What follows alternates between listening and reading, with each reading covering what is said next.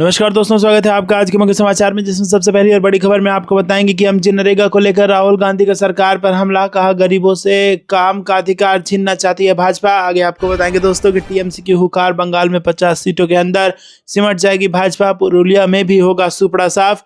आगे आपको बताएंगे कि मनरेगा खत्म करना, गरीबों को बंधुआ मजदूर बनाने की साजिश, खड़गे ने पीएम मोदी को घेरा। आगे जिक्र होगा कि पश्चिम बंगाल में एसआईआर को लेकर सुप्रीम कोर्ट के आदेश पर अमल शुरू, चुनाव आयोग ने दिए ये बड़े निर्देश। दोस्तों इसी के साथ खबर में आगे आपको बताएंगे कि भाजपा पूंजीवाद को बढ़ावा दे रही है, ये समाजवादी आंदोलन के लिए खतरा, अखिलेश यादव ने बीजेपी को घेरा। हर खबर की गहराई में आपको ले जाएंगे दोस्तों, लेकिन उससे पहले आपसे निवेदन की वीडियो कीजिए लाइक और चैनल को सब्सक्राइब करके बेल आइकन दबाकर कमेंट में लिखे जय हिंद। रुक करते हैं सबसे पहली और बड़ी खबर की तरफ।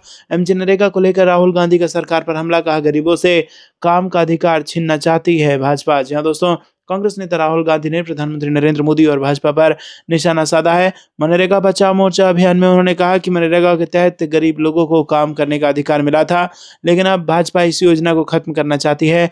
राहुल गांधी ने मनरेगा के मुद्दे पर सरकार की तुलना कृषि कानूनों से की है। वहीं दोस्तों उन्होंने कहा कि सरकार मजदूरों के साथ वही करना चाहती है जो उसने 3 काले कृषि कानूनों के जरिए किसानों के साथ किया था। उन्होंने कहा कि कुछ साल पहले भाजपा ने किसानों पर आक्रमण किया था, लेकिन किसानों और हम सब ने नरेंद्र मोदी पर दबाव डालकर उसे रोक दिया। अब उसी तरह का हमला मजदूरों पर करने की कोशिश हो रही है। राहुल गांधी ने कहा कि भाजपा एक ऐसा भारत बनाना चाहती है जहां सिर्फ एक राजा ही सब कुछ तय करे। वहीं दोस्तों आपको बता दें कि दिल्ली की केंद्र सरकार निर्णय लेगी कि किस राज्य को कितना पैसा भेजा जाएगा। भाजपा शासित राज्य में ज़्यादा पैसा जाएगा और विपक्ष शासित राज्य में कम पैसा जाएगा, ये दावा राहुल गांधी ने किया। इसी के साथ उन्होंने कहा कि केंद्र सरकार ही तय करेगी कि कब कहाँ काम होगा, किसको कितनी मजदूरी मिलेगी। जो अधिकार मजदूरों को मिलते थे अब वो ठेकेदारों को मिलेंगे। भाजपा की विचारधारा है कि देश का धन संपत्ति चुने हुए हाथों में हो और वही लोग इस देश को चलाएं। रुक करते हैं अगली ब्रेकिंग न्यूज की तरफ। टीएमसी की हुंकार, बंगाल में 50 सीटों के अंदर सिमट जाएगी भाजपा, पुरुलिया में भी होगा सुपड़ा साफ। जी हां दोस्तों, आपको बता दें कि आगामी पश्चिम बंगाल विधानसभा चुनाव को लेकर राजनीतिक सरगर्मी तेज हो गई है। बुधवार को पुरुलिया के हुडा थाना क्षेत्र स्थित लघुड़का के चंडेश्वर मैदान में आयोजित एक विशाल जनसभा को संबोधित करते हुए तृणमूल कांग्रेस के सांसद अभिषेक बनर्जी ने भारतीय जनता पार्टी पर जमकर हमला बोला है। उन्होंने दावा किया कि आगामी चुनाव में भाजपा राज्य में 50 सीटों के भीतर सिमट जाएगी और पुरुलिया जिले की सभी सीटों पर उसे हार का सामना करना पड़ेगा।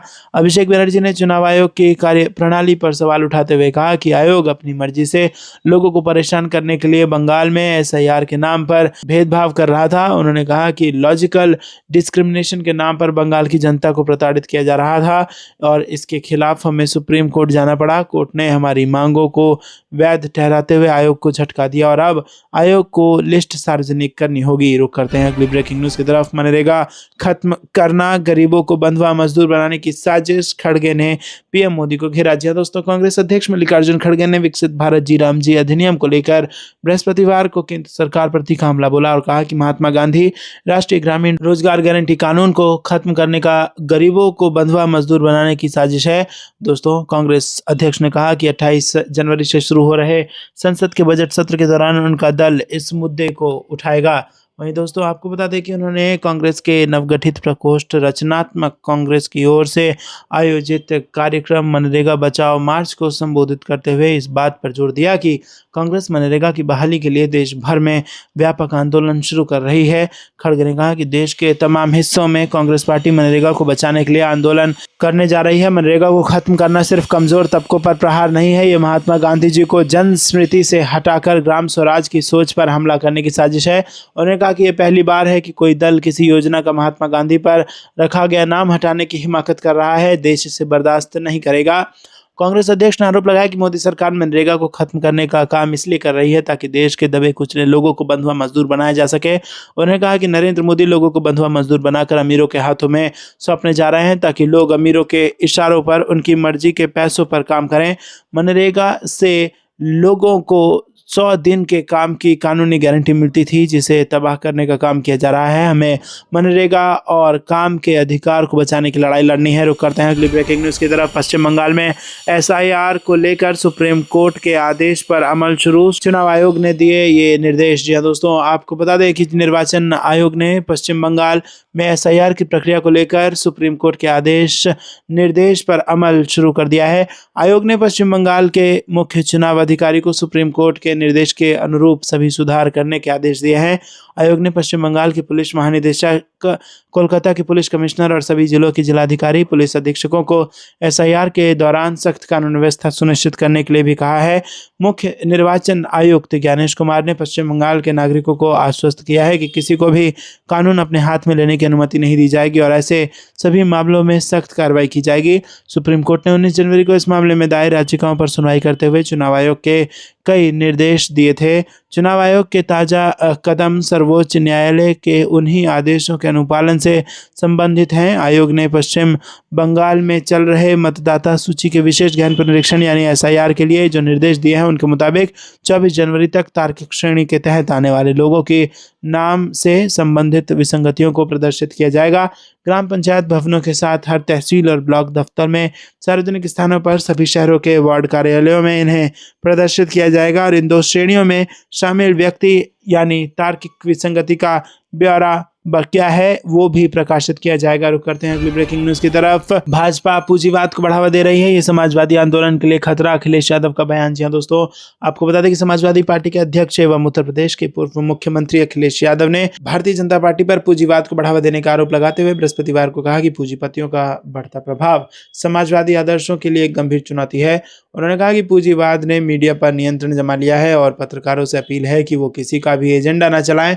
यादव समाजवादी नेता जनेश्वर मिश्र की पुण्यतिथि के अवसर पर यहां जनेश्वर पार्क में उनकी प्रतिमा पर पुष्पांजलि अर्पित करने के बाद संवाददाताओं से बातचीत कर रहे थे। इस मौके पर पार्टी के पदाधिकारी और कार्यकर्ता बड़ी संख्या में मौजूद थे।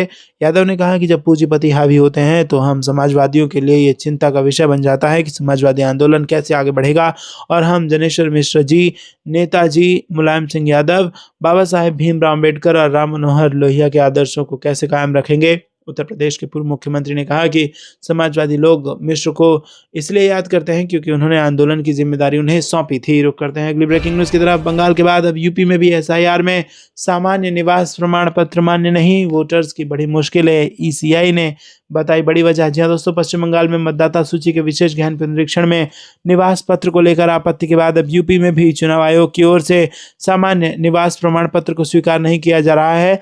इससे मतदाताओं की मुश्किलें बढ़ गई हैं। हालांकि पश्चिम बंगाल में ड्राफ्ट वोटर लिस्ट का प्रकाशन हो गया है और अब सुनवाई का दौर चल रहा है, लेकिन इसके विपरीत उत्तर प्रदेश में विशेष गहन पुनरीक्षण अभियान अब अंतिम दौरे में है। 6 फरवरी को वोटर लिस्ट का ड्राफ्ट का प्रकाशन होगा। उससे पहले छूटे हुए नामों को वोटर लिस्ट में शामिल करने के लिए 1 महीने का समय दिया गया था, लेकिन अभी छूटे हुए कुल मतदाताओं का लगभग 25% की आवेदन वोटर लिस्ट शामिल करने के लिए फॉर्म 6 आ पाया है।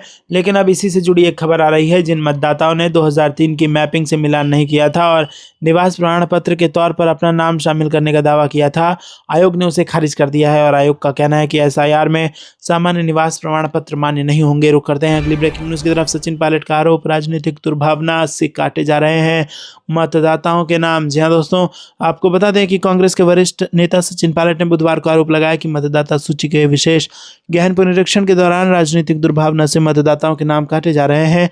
पूर्व उप मुख्यमंत्री ने कहा कि वोट चोरी की संभावना का कांग्रेस डटकर विरोध करेगी।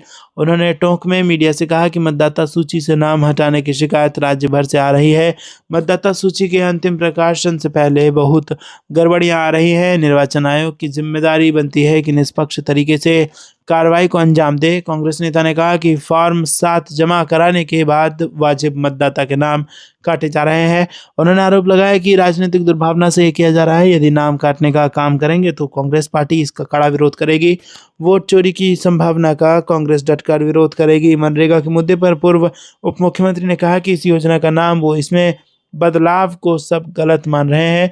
उन्होंने कहा कि देश में गरीबों के पास मनरेगा के रूप में एकमात्र सुरक्षा कवच था। दोस्तों, रुक करते हैं अगली ब्रेकिंग न्यूज़ की तरफ। लेकिन दोस्तों, उससे पहले आपको ये लगता है कमेंट में जरूर बताइए। वीडियो को लाइक नहीं किया तो लाइक जरूर कीजिएगा। रुक करते हैं अगली ब्रेकिंग न्यूज़ की तरफ। बंगाल में एसआईआर की डर से बुजुर्ग ने दी जान, चुनाव आयोग पर उकसाने का आरोप, एफआईआर दर्ज। जी हाँ दोस्तों, आपको बता दें कि पश्चिम बंगाल के पुरुलिया जिले में एक बुजुर्ग की मौत के मामले में चुनाव आयोग के खिलाफ एफआईआर दर्ज की गई है। 82 वर्षीय बुजुर्ग ने कथित रूप से विशेष गहन पुनरीक्षण प्रक्रिया के चलते आत्महत्या कर ली। बुधवार को एक वरिष्ठ अधिकारी ने बताया कि उनके बेटे की शिकायत पर 23 दिन बाद यह मामला दर्ज हुआ है और इस घटना ने राज्य में मतदाता सूची संशोधन प्रक्रिया पर नए सवाल खड़े कर दिए हैं। अधिकारी ने बताया कि पुरुलिया जिले के पारा पुलिस स्टेशन में चुनाव आयोग के अधिकारियों के खिलाफ एफआईआर दर्ज की गई है और केस में चुनाव आयोग के अधिकारियों पर उकसाने का आपराधिक साजिश का आरोप है। हालांकि प्राथमिकी में किसी अधिकारी का नाम नहीं लिया गया। मृतक दुर्जन माझी पारा ब्लॉक के चौताला गांव के एक आदिवासी थे। उन्हें मतदाता सूची पुनरीक्षण की सुनवाई के लिए ब्लॉक कार्यालय में पेश होना था, लेकिन कुछ घंटे पहले ही उन्होंने कथित तौर पर आत्महत्या कर ली। माझी के परिवार ने आरोप लगाया कि जिन्होंने मतदाता सूची की स्पेशल इंटेंसिव रिवीजन की चिंता से अपनी जान दी। रुक करते हैं अगली ब्रेकिंग न्यूज की तरफ। माझी के परिवार ने आरोप लगाया कि उन्होंने मतदाता सूची की स्पेशल इंटेंसिव रिवीजन की चिंता से अपनी जान दी। रुक करते हैं अगली ब्रेकिंग न्यूज की तरफ। कांग्रेस शासित राज्य में अब ईवीएम नहीं बैलेट से होगा चुनाव, आग बबूला हुई भाजपा, क्या करेगा चुनाव आयोग। जी हां दोस्तों, आपको बता दें कि यहां पर बड़ी खबर आ रही है। कर्नाटक की कांग्रेस सरकार राज्य में स्थानीय निकाय चुनावों के इलेक्ट्रॉनिक वोटिंग मशीन की जगह पारंपरिक बैलेट पेपर से मतदान कराने का फैसला किया है। इससे राज्य में राजनीतिक तापमान बढ़ गया है। वहीं दोस्तों, राज्य चुनाव आयोग ने हाल ही में घोषणा की है कि ग्रेटर बेंगलुरु अथॉरिटी के तहत आने वाली 5 शहर निगमों के चुनाव मई 2026 के बाद बैलेट पेपर से होंगे, ना कि ईवीएम से। यह फैसला कांग्रेस सरकार की सिफारिश पर आधारित है, जिसने ईवीएम की विश्वसनीयता पर सवाल उठाते हुए बैलेट पेपर को पारदर्शी और भरोसेमंद बताया है। रुक करते हैं अगली ब्रेकिंग न्यूज की तरफ। राहुल गांधी ने बीजेपी सरकार को घेरा, कहा लालच की महामारी फैल चुकी है। जी हाँ दोस्तों, आपको बता दें कि कांग्रेस के पूर्व अध्यक्ष राहुल गांधी ने शहरी इलाकों में बुनियादी ढांचे की स्थिति को लेकर बुधवार को दावा किया कि देश में लालच की महामारी फैल चुकी है और समाज मर रहा है, क्योंकि शहरी सड़न को न्यू नॉर्मल मान लिया गया है। दोस्तों, आपको बता दें कि उन्होंने एक्स पर एक पत्रकार का वीडियो का साझा किया, जिसमें दिल्ली के किराड़ी इलाके में कई घरों में सामने पानी और कचरा जमा होने का यहां पर दिखाया गया। लोकसभा में नेता प्रतिपक्ष ने कहा कि हर आम भारतीय की जिंदगी आज ऐसी ही नर्क की यातना बन गई है। सिस्टम सत्ता के सामने बिक चुका है, सब एक दूसरे की पीठ थपथपाते हैं और मिलकर जनता को रौंदते हैं। और उन्होंने कहा कि देश में लालच की महामारी फैल चुकी है। शहरी सड़न जिसका सबसे डरावना चेहरा है हमारा समाज, इसीलिए मर रहा है क्योंकि हमने इस सड़न को न्यू नॉर्मल मान लिया है। सुन निशब्द बेपरवाह। राहुल गांधी ने इस बात पर जोर दिया कि जवाबदेही की मांग करो, वरना ये सड़न हर दरवाजे तक पहुंचेगी। रुक करते हैं अगली ब्रेकिंग न्यूज की तरफ। बीजेपी को छोड़ शिंदे की शिवसेना ने राज ठाकरे की एमएनएस से मिलाया हाथ, वहीं उद्धव ने भी दिया साथ। कल्याण में गजब का खेल। जी दोस्तों, महाराष्ट्र की सियासत में एक और नया खेल हुआ है। कुर्सी के लिए अब गठबंधन का नया समीकरण देखने को मिला है। मुंबई मेयर पद पर खींचतान के बीच भाजपा और शिंदे वाली शिवसेना में अब कल्याण डोंबिवली महानगर पालिका में खींचतान देखने को मिली। कल्याण डोंबिवली महानगर पालिका में तो भाजपा को छोड़ शिंदे की शिवसेना ने राज ठाकरे की मनसे से ही हाथ मिला लिया है। इतना ही नहीं, उद्धव ठाकरे के भी 2 कॉरपोरेटर ने भी एकनाथ शिंदे की शिवसेना को सपोर्ट कर दिया है। दरअसल नगर निगम चुनाव के नतीजों के बाद अब संख्या बल और सत्ता निर्माण का खेल शुरू हो गया है। शिवसेना के शिंदे गुट ने भाजपा की चाल चलते हुए आंकड़ों में हेरफेर किया है और कल्याण डोंबिवली में अपना महापौर नियुक्त करवा लिया है। एमएनएस ने भी शिंदे गुट को अपना समर्थन दिया है। रुक करते हैं अगली ब्रेकिंग न्यूज की तरफ। मदरसों पर योगी सरकार को हाई कोर्ट की फटकार, 24 घंटे में खोलने का अल्टीमेटम। जी हां दोस्तों, आपको बता दें कि मदरसों को अवैध घोषित कर सील किए जाने की कार्रवाई पर हाई कोर्ट का हंटर योगी सरकार पर चला है। अदालत ने न सिर्फ योगी सरकार को आड़े हाथों लिया, बल्कि योगी सरकार को अल्टीमेटम दिया है कि हर हाल में 24 घंटे के अंदर मदरसों को खोला जाए। बड़ी खबर यह है कि हाई कोर्ट ने सिर्फ यही नहीं रुका, बल्कि उसने ये बात पूरी तरह से साफ कर दी है कि पूरे प्रदेश में बिना किसी रोक टोक के मदरसे चलाए जा सकते हैं। और जैसे ही हाईकोर्ट का ये आदेश सामने आया है, हड़कंप मच गया है।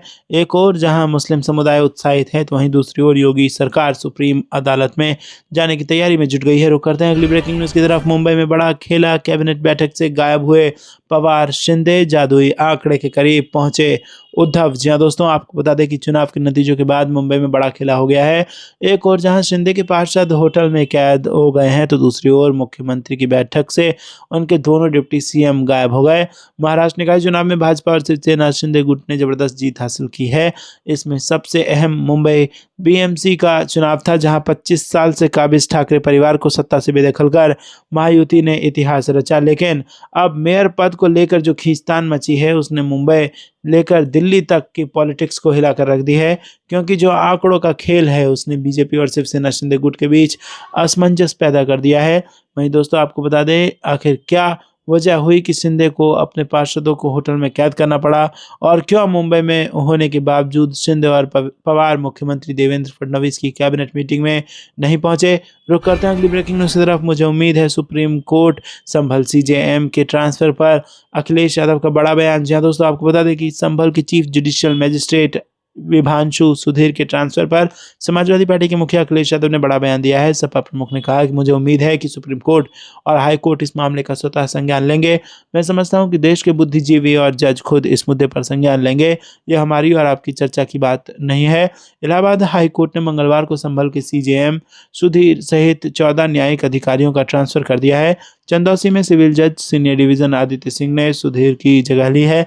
वहीं सुधीर को अब सुल्तानपुर में सीनियर डिवीजन का सिविल जज बनाया गया है। विभांशु सुधीर ने 19 जनवरी को संभल पुलिस को नवंबर 2024 में संभल हिंसा के दौरान एक युवक की गोलीबारी के संबंध में तत्कालीन सर्किल ऑफिसर अनुज चौधरी और एसएचओ के खिलाफ एफआईआर दर्ज करने का आदेश दिया था।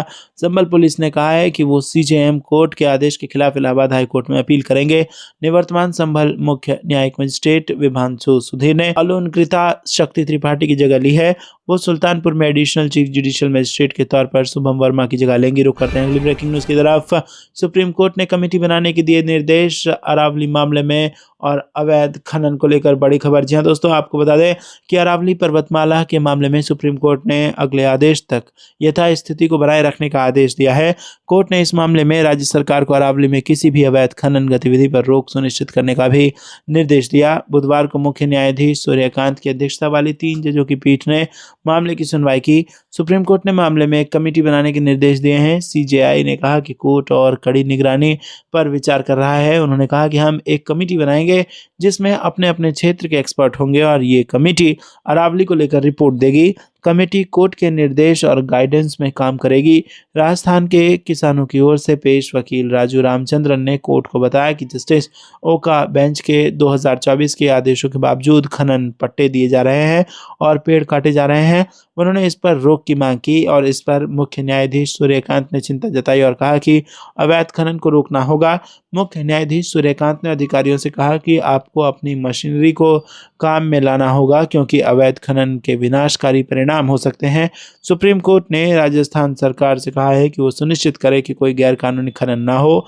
कोर्ट ने सभी पक्षकारों से पर्यावरणविदों, वैज्ञानिकों और माइनिंग एक्सपर्ट्स के नाम को लेकर सुझाव मांगे। रुक करते हैं अगली ब्रेकिंग न्यूज़ की तरफ। पीएम के अच्छे मित्र 70 बार ये बात दोहरा चुके हैं। कांग्रेस ने ट्रंप को लेकर बीजेपी को घेरा। जी दोस्तों कांग्रेस ने अमेरिकी राष्ट्रपति डोनाल्ड ट्रंप द्वारा भारत और पाकिस्तान के बीच सैन्य संघर्ष रुकवाने का दावा एक बार फिर किए जाने के बाद बुधवार को प्रधानमंत्री नरेंद्र मोदी पर कटाक्ष करते हुए कहा कि उनके अच्छे मित्र 70 बार ये बात दोहरा चुके हैं।